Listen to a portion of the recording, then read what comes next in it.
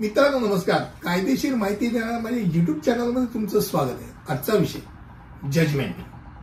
Judgement म्हणजे न्यायालयाचा निर्णय. आता न्यायालयाचा निर्णय हा नक्की काय दाखवत असतो आणि न्यायालयाचा निर्णय लागला म्हणजे काय असतं या संदर्भातला आजचा व्हिडिओ तुम्हाला माहिती देणार. बऱ्याच वेळा काय होतं, कोर्टामध्ये केस दाखल होते.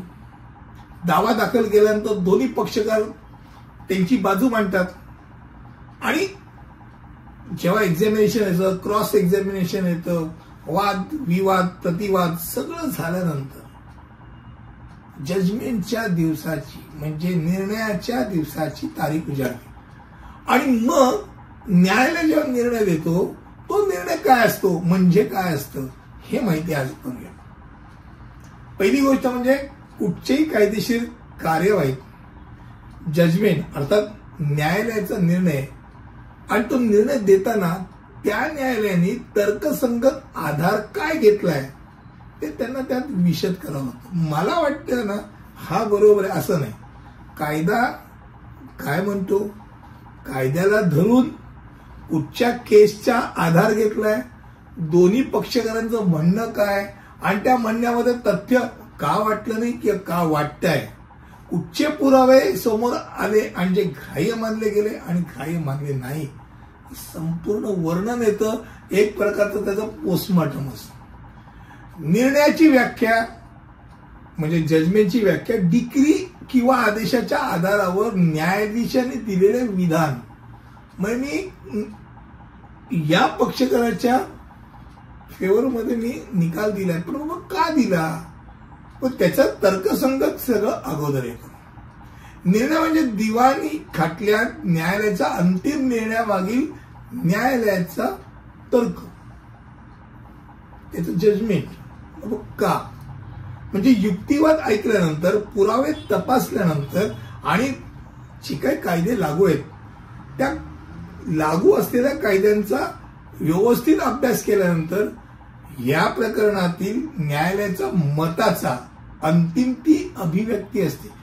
मला असं वाटतं हे माझं जजमेंट आहे आणि या जजमेंटच्या मागे तर्कसंगत 1, 2, 3, 4, 5 या गोष्टी मला वाटतात. प्रतिवादी वकिलांनी या गोष्टी चांगल्या मांडल्या यातल्या या 2-3 गोष्टी पटल्या, पण एकूणच सगळं जाता मला असं वाटतं की ही अबकड ही गोष्ट बरोबर आहे. सगळे आलं म्हणजे वादीच नाही तर प्रतिवादी दोन्ही पक्षकारांचं म्हणणं ऐकलं गेलेलं आहे. त्यांच्या वकिलांनी काय म्हटलं, क्रॉस एक्झामिनेशन झालं असेल तर त्या क्रॉस एक्झामिनेशन वकिलांनी काय विचारलं, ते उत्तर काय दिलं गेलं आणि ते पटलं का नाही पटलं, तर्कसंगत लावून या संदर्भात निकाल देण्याचा अधिकार असतो. म्हणजे न्यायालयाने दोन्ही पक्षांचं म्हणणं ऐकल्यानंतर निकाल दिला जातो आणि तो डिक्री आणि आदेश जारी करण्याचा आधार बनतो.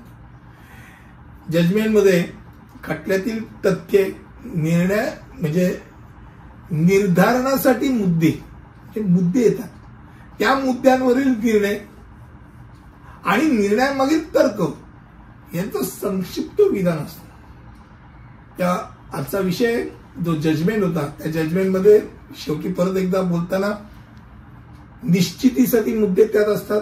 काय बाबा मी कशाकरता निर्णय देतो, तो प्रत्येक मुद्दा जो मांडला गेला त्या मुद्दा, प्रमुख मुद्दा आणि त्या मुद्द्यावरती त्यांचं स्वतःचं मत, निर्णयाचं कारण का, कारण मीमांसा आणि काय दिलासा दिलाय त्या जजमेंटमध्ये, त्या निर्णयामध्ये कोणाला काय गोष्ट दिलीये, काय दिलासा दिलाय ते विस्तृतरित्या मांडलं जातं.